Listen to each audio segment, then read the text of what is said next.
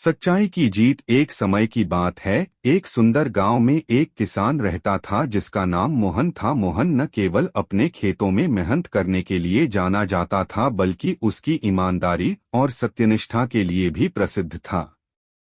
मोहन का एक पड़ोसी था रमेश, जो बहुत ही चालाक और धोखेबाज था। रमेश हमेशा अपने स्वार्थ के लिए दूसरों को धोखा देता था। एक दिन रमेश ने सोचा कि अगर वह मोहन को फंसा सके तो उसके खेत भी हड़प सकता है। उसने एक योजना बनाई और गांव के सरपंच के पास गया। उसने सरपंच से कहा कि मोहन ने उसके खेत से सोना चुराया है।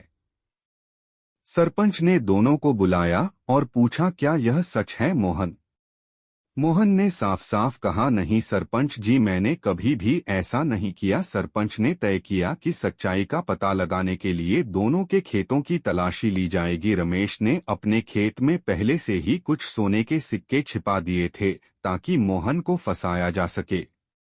तलाशी के दौरान सरपंच को रमेश के खेत में सोने के सिक्के मिले और उसने मोहन को दोषी ठहराया।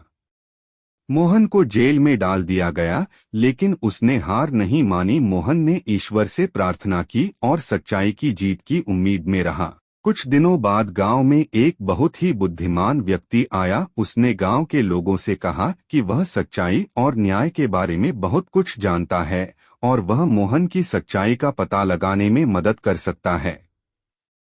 उसने सरपंच से कहा, मुझे मोहन के खेतों की तलाशी लेने दीजिए। सरपंच ने सहमति दी और बुद्धिमान व्यक्ति ने मोहन के खेतों की गहराई से तलाशी ली। उसने पाया कि जमीन के नीचे एक पुराना बक्सा दबा हुआ था जिसमें बहुत सारे सोने के सिक्के थे। इस बक्से पर मोहन के पूर्वजों का नाम लिखा हुआ था। बुद्धिमान व्यक्ति ने सबको बताया कि मोहन के पूर्वजों ने यह सोना यहाँ छिपाया था और मोहन निर्दोष है। उसने रमेश की चालबाजी का भी पर्दाफाश किया और रमेश को सजा मिली।